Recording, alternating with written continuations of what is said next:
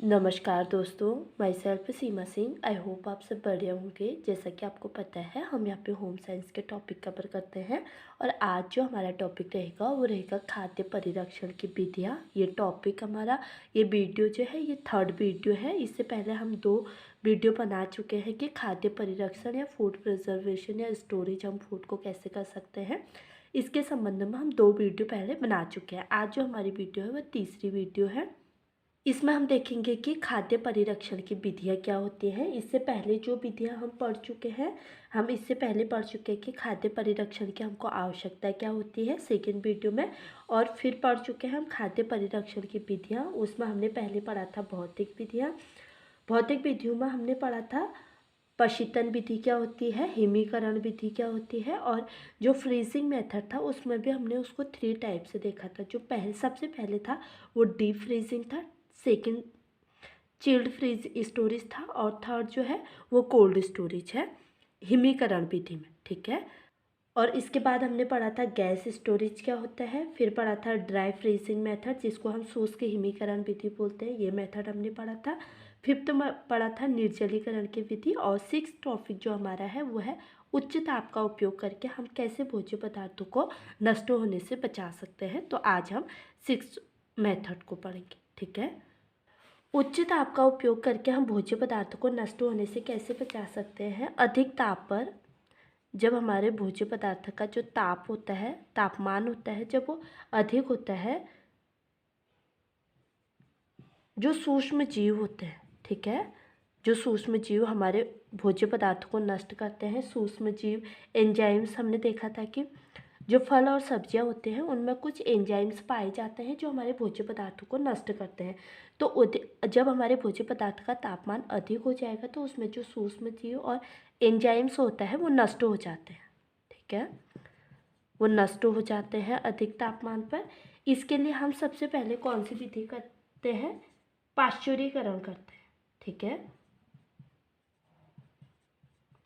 पाश्चुरीकरण। जो पाश्चुरीकरण होता है इसमें जो हमारा भोज्य पदार्थ होता है उसको कितने टेम्परेचर पर रखा जाता है, 100 डिग्री सेल्सियस से कम ताप पर रखा जाता है। ठीक है, कम ताप पर रखा जाता है। कितने से, 100 डिग्री सेल्सियस से कम ताप पर पाश्चुरीकरण में हमारे भोज्य पदार्थ को रखा जाता है। और ये उच्च तापक्रम पर, ठीक है, जब हमारे भोज्य पदार्थ का तापमान अधिक होता है तो उसमें कई जीवाणु नष्ट हो जाते हैं। ठीक है, कई जीवाणु नष्ट हो जाते हैं। यूपी टीजीटी में एक क्वेश्चन पूछा गया था कि जो पाश्चुरीकरण है वो कितने टेम्परेचर पे किया जाता है। तो पाश्चुरीकरण 100 डिग्री सेल्सियस से कम टेम्परेचर पर किया जाता है। ठीक है, इसको हमको ध्यान में रखना है, 100 डिग्री सेल्सियस से कम पे किया जाता है। वो कितने पे किया जाता है उसके बारे में हम आगे बात करेंगे। और दूध को संरक्षित रखने के लिए, अगर हम दूध को लंबे टाइम तक चलाना चाहते हैं, को संरक्षित रखने के लिए पाश्चुरीकरण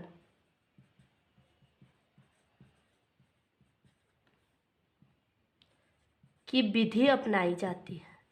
ठीक है, विधि अपनाई जाती है। तो उच्च ताप का उपयोग करके हम भोज्य पदार्थों को नष्ट होने से कैसे बचा सकते हैं। जब हमारे भोज्य पदार्थ का टेम्परेचर अधिक होता है तो उसमें जो सूक्ष्म जीव और जो एंजाइम्स होते हैं वो नष्ट हो जाता है, और जब सूक्ष्म जीव और एंजाइम्स हमारे फूड में से नष्ट हो जाएंगे तो उससे जो हमारा फूड होगा वो लंबे टाइम तक चल पाएगा। उसमें हम सबसे पहले कौन सी विधि अपनाते हैं, पाश्चुरीकरण विधि अपनाते हैं। पाश्चुरीकरण में क्या होता है, जो हमारा भोज्य पदार्थ होता है उसको 100 डिग्री सेल्सियस से कम तापमान पर रखा जाता है और उच्च ताप पर कई जीवाणु नष्ट हो जाते हैं, जैसे कि हम ये जानते हैं। और दूध को संरक्षित करने के लिए पाश्चुरीकरण विधि अपनाई जाती है। ठीक है, किसके लिए हम पाश्चुरीकरण विधि अपनाते हैं, दूध को अगर हम लंबे टाइम तक सुरक्षित रखना चाहें तो उसके लिए हम पाश्चुरीकरण विधि अपनाते हैं।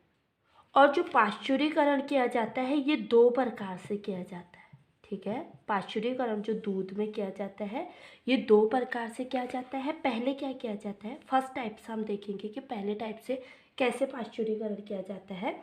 इसमें जो दूध का टेम्परेचर है वो 62.8 डिग्री सेल्सियस किया जाता है, जिसको हम 193 डिग्री फ़ारेनहाइट, ठीक है। जब सेल्सियस में देखेंगे तो 62.8 डिग्री सेल्सियस हमारे फूड का टेम्परेचर किया जाएगा पहली विधि में, ठीक है। पाश्चुरीकरण 2 विधियों से की जाती है। पहली विधि में क्या होगा, जो हमारे दूध का टेम्परेचर होगा वो कितना होगा, 62.8 डिग्री सेल्सियस, और फ़ारेनहाइट में देखें तो 190 डिग्री फ़ारेनहाइट दूध का टेम्परेचर किया जाएगा। और इस तापमान पर, ठीक है, कितने तापमान पर, 62.8 डिग्री सेल्सियस और 193 डिग्री फ़ारेनहाइट पर, इस तापमान पर दूध को 30 मिनट तक, ठीक है, 30 मिनट तक रखा जाता है। उसके बाद उसको तुरंत ठंडा किया जाता है, ठीक है, तुरंत ठंडा किया जाता है। जो पहला मेथड है उसमें क्या किया जाता है, जो हमारा दूध का टेम्परेचर है वो कितना किया जाता है, 62.8 डिग्री सेल्सियस और 190 डिग्री फ़ारेनहाइट पर दूध को रखा जाता है। और कितने मिनट के लिए रखा जाता है, 30 मिनट के लिए रखा जाता है। ये पहला मेथड है। सेकेंड मेथड में क्या होता है, जो सेकेंड मेथड है उसको हम बोलते हैं HTST, ठीक है। इसको HTST क्यों बोलते हैं, इसमें जो दूध है उसको हाई टेम्परेचर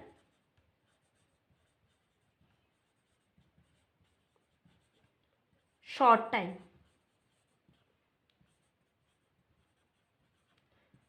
टाइम मेथड बोला जाता है इसको, ठीक है।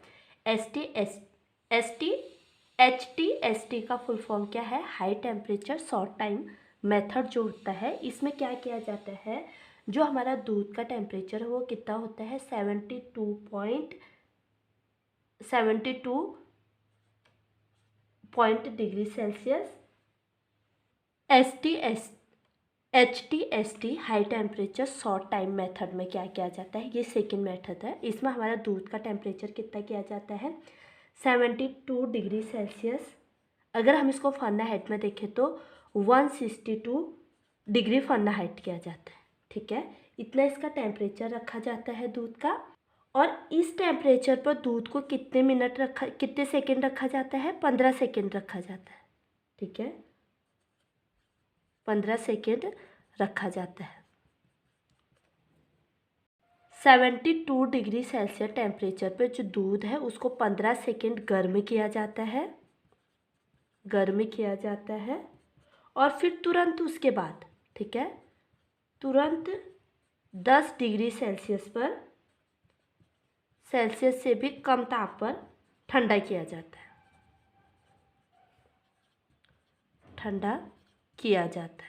ठीक है।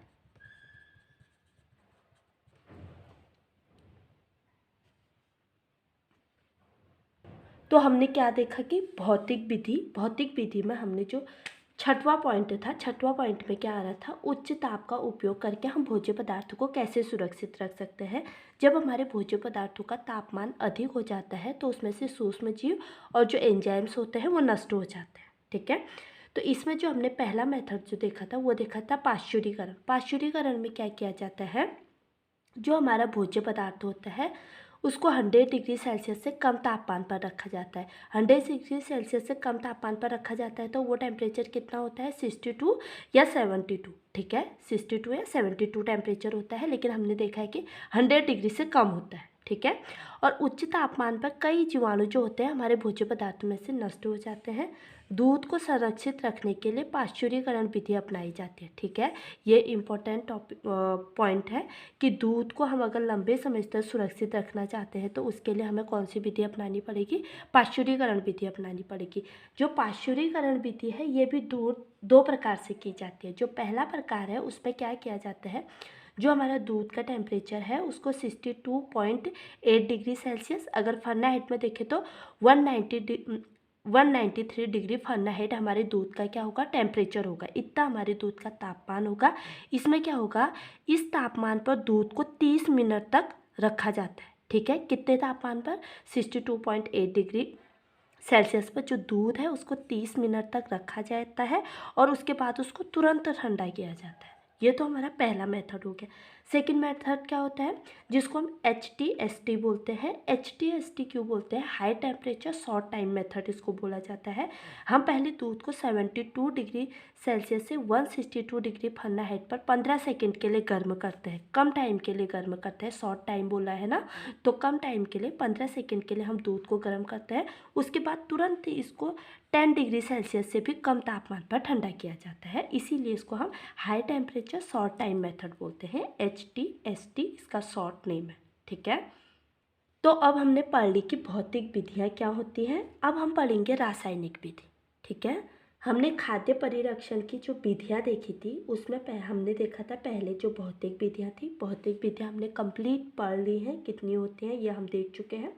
फिर उसके बाद अब हम पढ़ेंगे रासायनिक विधि, उसके बाद पढ़ेंगे किण्वन या खमीरीकरण की विधि और लास्ट पढ़ेंगे हम अरोगाणुता की विधि। ठीक है, अब सेकंड विधि हम पढ़ेंगे रासायनिक विधि। इससे पहले हम भौतिक विधि में जो जो आते थे वो हम पढ़ चुके हैं। अब हम देख रहे हैं कि रासायनिक विधि क्या होती है। ठीक है, रासायनिक विधि में हम भोज्य पदार्थों को कैसे सुरक्षित रख सकते हैं। जो सबसे पहला है वह है शक्कर के द्वारा। शक्कर भी रासायनिक विधि में आता है। शक्कर के द्वारा हम भोज्य पदार्थों को कैसे सुरक्षित रख सकते हैं? फलों को सुरक्षित रखने के लिए, अगर हम फलों को लंबे टाइम तक सुरक्षित रखना चाहते हैं तो सुरक्षित रखने के लिए शक्कर का उपयोग किया जाता है। शक्कर का उपयोग किया जाता है। ये भी फूड प्रिजर्वेशन का एक मेथड है जिसे हम रासायनिक विधि बोलते हैं। और रासायनिक विधि के अंतर्गत जो हम उपयोग करते हैं वो किसका करते हैं? शक्कर का उपयोग करते हैं। और जो शक्कर होता है, शक्कर जिसे हम चीनी बोलते हैं, शुगर बोलते हैं, शक्कर भी क्या करता है? फूड प्रिजर्वेटिव की तरह, प्रिजर्वेटिव की तरह कार्य करता है। ठीक है, जिसको हम शुगर भी बोलते हैं, चीनी बोलते हैं। अगर हम फल और सब्जियों को सुरक्षित रखना चाहते हैं तो उसके लिए हमें क्या करना होगा? फलों एवं सब्जियों में अगर 68 से 70%, ठीक है, 68 से 70% अगर उसमें हम शक्कर मिला दी जाए तो ये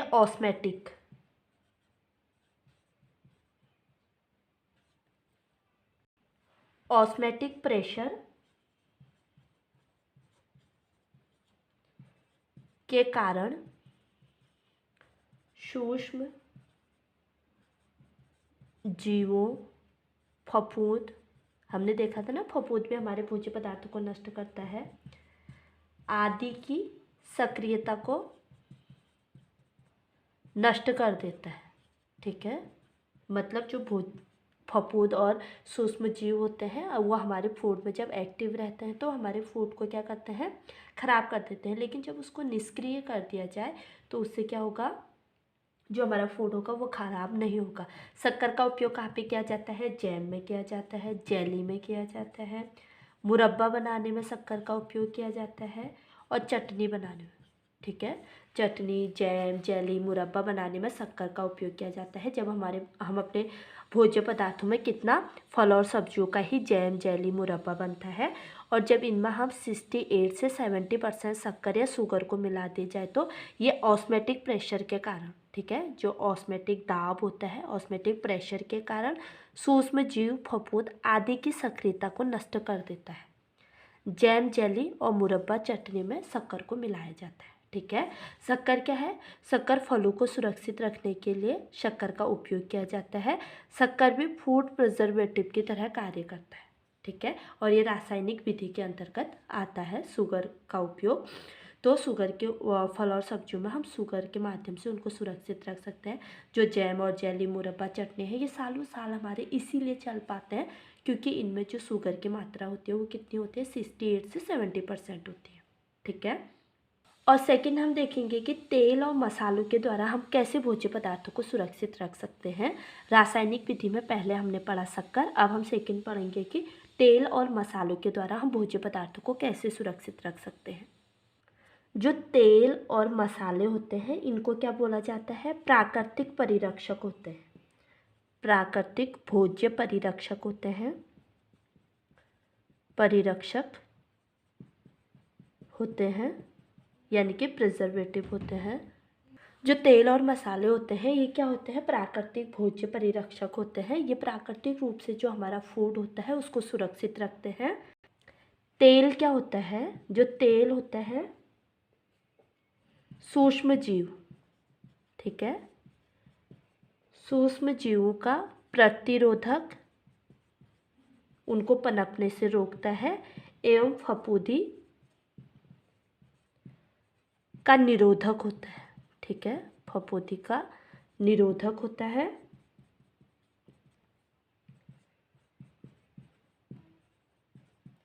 तेल में डूबे रहने से अचार खराब नहीं होता है। ठीक है, अचार खराब नहीं होता है, इसीलिए जो तेल होता है इसको हम फूड प्रिजर्वेटिव के रूप में उपयोग करते हैं। और मसाले कैसे हमारे फूड का सुरक्षित रखते हैं। जो लौंग है, इलायची, हल्दी, काली मिर्च, अजवाइन, मेथी, जीरा, ये जो मसाले हैं ये जीवाणुओं की क्रियाशीलता को नष्ट करते हैं। ठीक है, जो मसाले होते हैं ये हमारे जो सूक्ष्म जीव होते हैं, जो जीवाणु होते हैं हमारे फूड में, उनकी क्रियाशीलता को नष्ट करते हैं, नष्ट करते हैं। तो रासायनिक विधि में हम सेकंड पढ़ रहे हैं, तेल और मसालों के द्वारा हम भोज्य पदार्थों को कैसे सुरक्षित रख सकते हैं। तो जो तेल और मसाले हैं ये क्या है, प्राकृतिक भोज्य परिरक्षक है। ठीक है, इनको हम प्राकृतिक नेचुरल प्रिजर्वेटिव बोलते हैं। और तेल सूक्ष्म जीव का प्रतिरोधक है। जिस भोज्य पदार्थ में जब हम तेल का उपयोग कर देते हैं तो उससे जो हमारा भोज्य पदार्थ है उसमें कोई सूक्ष्म जीव आके नहीं उसको खराब करता है, एवं फफूंदी का निरोधक है। और जो फफूंदी लगती है हमारे भोज्य पदार्थ में उसको भी नष्ट करने का काम तेल करता है। जब तेल में जो अचार होता है हमारा 5 साल 4 साल इस हिसाब से चल जाता है, तो तेल में जो हमारा अचार डूबे रहता है उसके कारण ही जो हमारा अचार होता है वो तेल के कारण ही ख़राब नहीं होता है। ठीक है, और मसाले में कौन, जैसे लौंग, इलायची, हल्दी, काली मिर्च, अजवाइन, मेथी, जीरा, ये जीवाणु की क्रियाशीलता को नष्ट कर देते हैं। ये जो मसाले होते हैं वो जो जीवाणु हमारे भोज्य पदार्थों को नष्ट कर रहे हैं, अगर उसमें हम ये सारी चीज़ों इन मसालों का उपयोग करें तो ये उसमें क्या करेंगे, जो जीवाणु की क्रियाशीलता है उसको नष्ट कर देंगे। ठीक है, अब हम देखेंगे कि अम्ल के द्वारा हम कैसे भोज्य पदार्थों को सुरक्षित रख सकते हैं। थर्ड है, अम्ल के द्वारा हम भोज्य पदार्थों को कैसे सुरक्षित रखते हैं। जो टाइट्रिक अम्ल होता है, टाइट्रिक अम्ल, साइट्रिक अम्ल, सिरका, ये क्या करता है, ये सूक्ष्म जीव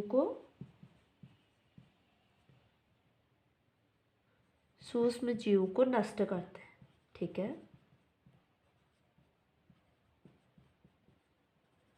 अम्ल के माध्यम से हम भोज्य पदार्थ को कैसे सुरक्षित कर सकते हैं, कौन कौन से अम्ल का उपयोग करते हैं।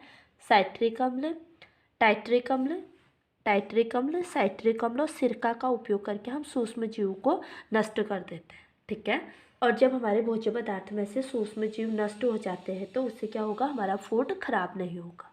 फोर्थ क्या है, फोर्थ नमक द्वारा हम भोज्य पदार्थ को कैसे सुरक्षित रखते हैं। नमक द्वारा, जैसे अचार में क्या होता है, अचार में 15 से 20% नमक की उपस्थिति होती है। अचार में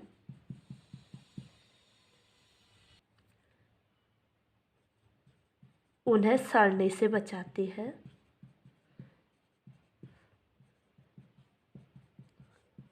और नमक क्या है? नमक एक प्राकृतिक परिरक्षक है, प्राकृतिक प्रिजर्वेटिव है नमक। ठीक है। अचार हमारा क्यों ख़राब नहीं होता है? क्योंकि उसमें 15 से 20% नमक की मात्रा होती है। तो जो थर्ड मेथड होता है रासायनिक विधि में, हमने क्या पढ़ा? अम्ल द्वारा टाइट्रिक अम्ल, साइट्रिक अम्ल, सिरका के द्वारा हम सूक्ष्म जीव को नष्ट कर देते हैं। नमक के द्वारा कैसे करते हैं? अचार में 15 से 20% नमक की उपस्थिति होती है, इसी कारण जो अचार होता है वो हमारा ख़राब नहीं होता है। और नमक क्या है? ये प्राकृतिक परिरक्षक है। ठीक है। अब हम आगे देखेंगे कि रासायनिक परिरक्षक द्वारा हम कैसे भोज्य पदार्थों को सुरक्षित कर सकते हैं। अभी तक तो हम रासायनिक में पढ़ रहे थे कि प्राकृतिक प्रिजर्वेटिव कौन कौन से होते हैं। जो भी हमने पढ़े वो सभी प्राकृतिक प्रिजर्वेटिव थे। और अब हम पढ़ेंगे रासायनिक परिरक्षक कौन कौन से होते हैं। रासायनिक परिरक्षक जो होता है इसमें सोडियम बेंजोएट का उपयोग किया जाता है। सोडियम बेंजोएट,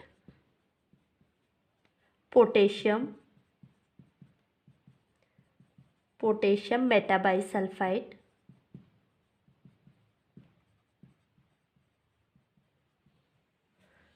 सल्फाइड और साइट्रिक अम्ल रासायनिक परिरक्षक है। ठीक है। रासायनिक प्रिजर्वेटिव्स हैं ये। जो सोडियम बेंजोएट होता है, सोडियम बेंजोएट का उपयोग जैम, अचार, मुरब्बा बनाने में किया जाता है। मुरब्बा बनाने में किया जाता है सोडियम बेंजोएट का। और पोटेशियम मेटाबाइसल्फाइड का उपयोग किस में किया जाता है? पोटेशियम मेटाबाइसल्फाइड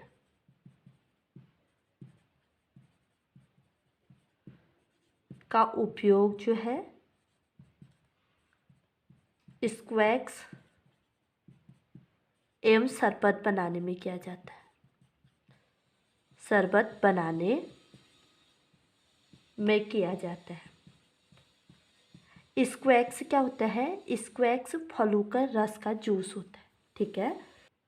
तो रासायनिक परिरक्षक कौन कौन से होते हैं? केमिकल प्रिजर्वेटिव कौन कौन से होते हैं? इसमें सोडियम बेंजोएट और पोटेशियम मेटाबाइसल्फाइड, साइट्रिक अम्ल आता है। सोडियम बेंजोएट का उपयोग किस में किया जाता है? सोडियम बेंजोएट का उपयोग जैम, अचार और मुरब्बा में किया जाता है। पोटेशियम मेटाबाइसल्फाइड का उपयोग स्क्वैक्स एवं शरबत बनाने में किया जाता है। ठीक है। और अब हम पढ़ेंगे थर्ड मेथड।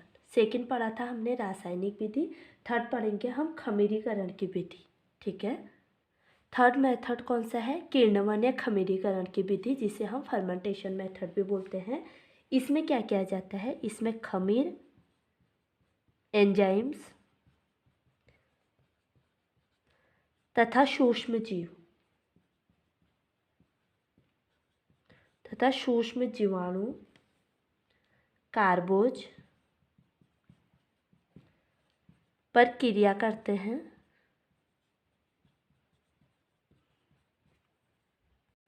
कार्बोज पर जब ये क्रिया करते हैं तो उसे ये अपघटित होकर, ठीक है, अपघटित, जिसे हम डिकम्पोज बोलते हैं,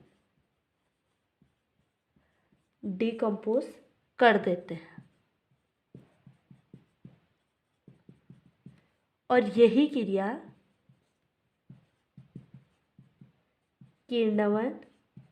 किण्वीकरण या खमीरीकरण, जिसको हम फर्मेंटेशन बोलते हैं, खमीरीकरण कहलाता है। ठीक है।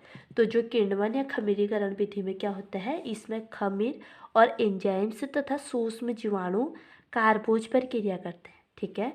किण्वन या खमीरीकरण विधि में क्या हो रहा है? इसमें खमीर और एंजाइम्स तथा जो सूक्ष्म जीव है वो कार्बोज पर क्रिया करते हैं और उसको अपघटित, सूक्ष्म जीव पर क्रिया करते हैं सूक्ष्म जीवाणु कार्बोज पर क्रिया करते हैं और उसको अपघटित या डिकम्पोज कर देते हैं, और यही क्रिया किण्वनीकरण और खमीरीकरण कहलाती है। ठीक है। और जो फोर्थ मेथड हमने देखा था उसमें हमने जो चौथी विधि देखी थी उसमें क्या विधि देखा था, अरोगाणुता की विधि देखा था। अरोगाणुता की विधि, इसमें क्या किया जाता है, जो सूक्ष्म जीव है उनके प्रवेश को रोका जाता है। ठीक है। भोज्य पदार्थों में सूक्ष्म जीवों में सूक्ष्म जीवों के प्रवेश को रोका जाता है, प्रवेश को रोका जाता है। ठीक है। अरोगाणुता की विधि में तो हमने खाद्य परिरक्षण की विधियाँ पढ़ी। जो सबसे पहली विधि पढ़ी हमने भौतिक विधि पढ़ी, सेकंड पढ़ी रासायनिक विधि, थर्ड पढ़ी किण्वन या खमीरीकरण की विधि, और फोर्थ हमने देखा अरोगाणुता की विधि। जो फर्स्ट विधि थी भौतिक विधि, उसमें हमने क्या पढ़ा था, इसमें भौतिक विज्ञान के सिद्धांतों का उपयोग करके इन विधियों का बनाया गया है। इसमें जो सबसे पहली विधि पढ़ी थी हमने भौतिक विधि में पशीतन विधि पढ़ी थी। फिर उसके बाद पढ़ा था हिमीकरण विधि। हिमीकरण विधि के भी 3 टाइप्स थे। पहला था डीप फ्रीजिंग, सेकेंड था चिल्ड फ्रीजिंग, और थर्ड था कोल्ड फ्रीजिंग, फ्रीजिंग मेथड में। ठीक है। हिमीकरण विधि इसमें हमने सेकेंड पढ़ा था। इसमें हमने 3 देखे थे, डीप, चिल्ड और कोल्ड। फिर उसके बाद हमने थर्ड मेथड पढ़ा था गैस स्टोरेज। फिर उसके बाद पढ़ा ड्राई फ्रीजिंग मेथड जिसको हम शुष्क हिमीकरण विधि बोलते हैं। और उसके बाद पढ़ा निर्जलीकरण विधि। और निर्जलीकरण विधि के भी हमने 2 विधियाँ पढ़ी, प्राकृतिक विधि और कृत्रिम विधि। फिर उसके बाद पढ़ा हमने उच्च ताप का उपयोग करके हम कैसे भोज्य पदार्थों को सुरक्षित रख सकते हैं। इसमें हमने पाश्चुरीकरण विधि को पढ़ा था। ठीक है। फिर हमने पढ़ा रासायनिक विधि। रासायनिक विधि में हमने देखा था कि शक्कर के द्वारा हम कैसे भोज्य पदार्थों को सुरक्षित रख सकते हैं। फिर पढ़ा तेल या मसालों का उपयोग करके। फिर पढ़ा अम्ल द्वारा, नमक के द्वारा, और फिफ्थ पढ़ा हमने रासायनिक परिरक्षक द्वारा। रासायनिक परिरक्षक हमने देखे थे सोडियम बेंजोएट और पोटेशियम बेंजोएट। सोडियम बेंजोएट का उपयोग किस में किया जाता है, जैम, अचार और मुरब्बा में। और पोटेशियम मेटाबाइट सल्फाइड का उपयोग किस में किया जाता है, स्क्वैश और शरबत में किया जाता है। और इसके बाद हमने पढ़ा खमीरीकरण की विधियाँ। खमीरीकरण की विधियों में क्या हो रहा था कि इसमें जो खमीर है एंजाइम्स और सूक्ष्म जीवाणुओं को कार्बोज पर क्रिया करके डिकम्पोज किया जा रहा था, और इसी विधि को हम खमीरीकरण की विधि बोलते हैं। और फिर इसके बाद हमने फोर्थ जो पढ़ा वो पढ़ा अरोगाणुता की विधि। तो आज जो हमारा फूड प्रिजर्वेटिव या स्टोरेज का जो चैप्टर था वो कंप्लीट हो चुका है। पूरा हम डिटेल में देख चुके हैं कि फूड प्रिजर्वेटिव्स क्या होते हैं, इसकी परिभाषा क्या है, इसके सिद्धांत क्या है, इसकी आवश्यकता क्यों है, इसकी कौन कौन सी विधियां हैं, ये सारी चीज़ें हम डिटेल में देख चुके हैं। तो आज की वीडियो हमारी यहीं पे ख़त्म होगी। तो अगर आपको मेरी वीडियो पसंद आए तो प्लीज़ लाइक, शेयर, कमेंट और सब्सक्राइब करना ना भूलें। मिलते हैं अपने अगले वीडियो में, तब तक के लिए बाय।